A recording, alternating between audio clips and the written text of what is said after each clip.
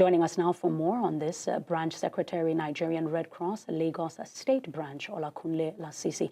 Mr. Lasisi, thank you so much for joining us. Now, as an aid worker, how does it affect others like you in their ability to reach vulnerable communities and beyond immediate relief? What more needs to be done to help crisis-affected communities rebuild their lives and regain their dignity?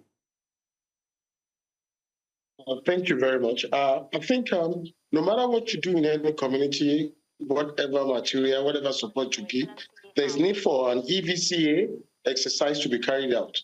EVCA means Enhanced Vulnerability and Capacity Assessment of that community. This is going to tell you the strength of the community currently and other areas that they are actually vulnerable, they don't have in terms of facility. Take, for example, on the average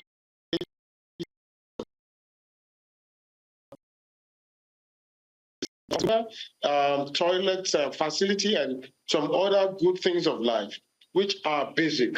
And what we do at the Red Cross is we approach each community systematically by doing such assessment.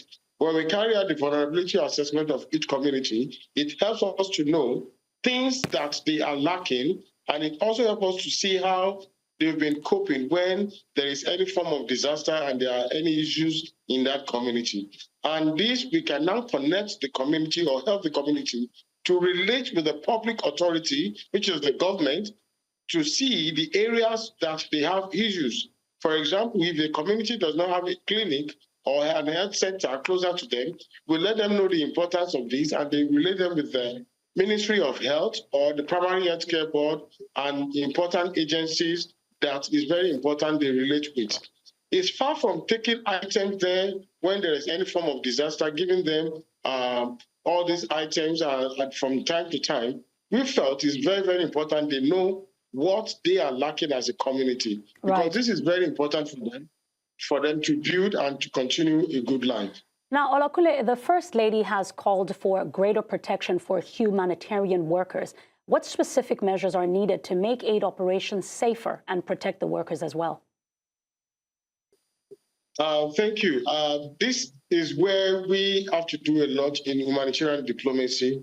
We need to meet the gatekeepers of various communities. We need to know those who are in charge of one authority or the other for them to understand the role of aid workers when they're on duty. Take, for example, many years back during the 2012 crisis, I really appreciate the way the community, the so-called boys on the street, they accepted Red Cross. They know what we are there to do. There was no attack of any kind on us as Red Cross because they know us as emergency workers. And that means there's need for continuity in giving orientation to our people. When you see aid workers, they are there to support and to help you. There's a project we do in the Red Cross we call Healthcare in Danger. What that means is that is for us to educate people what the role of aid workers are when there is emergency, because they are there to give support and make assessment so that there can be a quick intervention.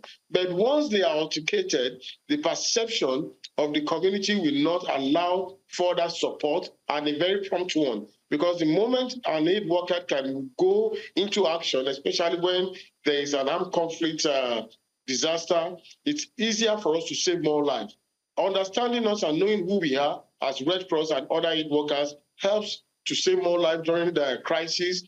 At the same time, it helps intervention, necessary assessment that be required for to make life stable for affected people easier. So this, I think, is very, very important that aid workers should be seen as people who are there to support and also to help them recover quickly from whatever crisis that is ongoing at any point in time. Olakunle Lasisi, thank you so much for your insights and the work that you continue to do. Thank you so much.